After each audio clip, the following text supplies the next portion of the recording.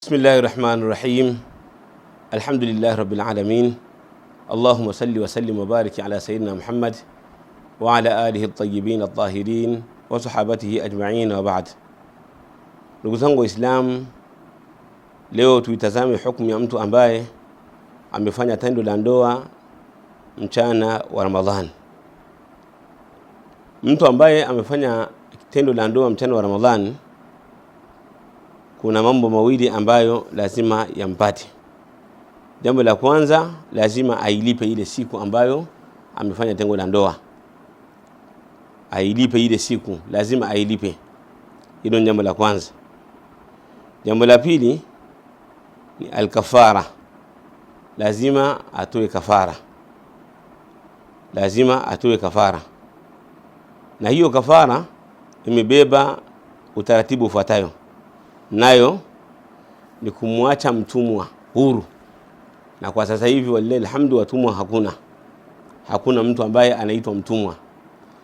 Ikishindikana kupatikana mtumwa au kumwacha huru, hapo atafunga miezi miwili yenye kufuatana. Atafunga miezi miwili yenye kufuatana. Ikitokea labda katikati akaumwa akala, au yeye mwenyewe akajisahau akala, anaanza upya. Anatakiwa afunge miezi miwili kamili. Ikiwa atashindwa kufunga, hapo atalisha maskini 60. Ikiwa atashindwa kufunga, atalisha maskini 60. Si kwamba achague, hapana. Isipokuwa ilivyo, yeye anatakiwa afanye hivyo. Akishindwa mtumwa, anateremka chini kidogo, anafunga miezi miwili yenye kufuatana. Ameshindwa kufunga, hapo ndipo ambapo atalisha maskini 60. Je, nini hukumu ya mtu ambaye amefanya tendo la ndoa mara zaidi ya moja? Amefanya mara ya kwanza, akafanya mara ya pili. Huyu mtu ana hali mbili. Hali ya kwanza, afanye tendo la ndoa zaidi ya mara moja ndani ya siku moja. Huyu atalipa kafara moja. Ataacha mtumwa huru au atafunga saumu.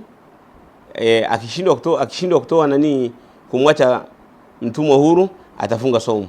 Akishindwa saumu, atatoa nini? Atawalisha maskini 60. Hiyo ni hali ya kwanza. Hali ya pili ni mtu kufanya tendo la ndoa mchana wa Ramadhani kwa siku tofauti tofauti. Kwa mfano, akafanya siku ya leo, akaja akafanya tena kesho, au akafanya leo, kesho na kesho kutwa, au akafanya leo, kesho na kesho kutwa na siku nyingine.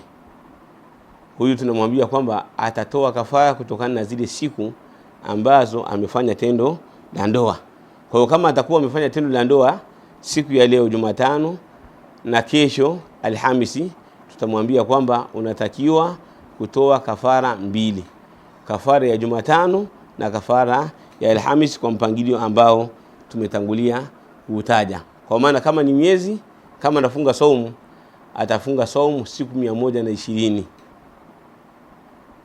Siku 60 kwa mfululizo kwa ajili ya Jumatano, na siku 60 kwa mfululizo kwa ajili ya Alhamisi. Hii ndiyo hukumu yake. Wallahu ta'ala a'la wa a'lam. Wa sallallahu wa sallam wa baraka ala nabiyina Muhammad wa ala alihi wa sahbihi ajma'in. Walhamdulillahi rabbil alamin. Hii ni Wajawema Online TV. Hapa ni elimu tu.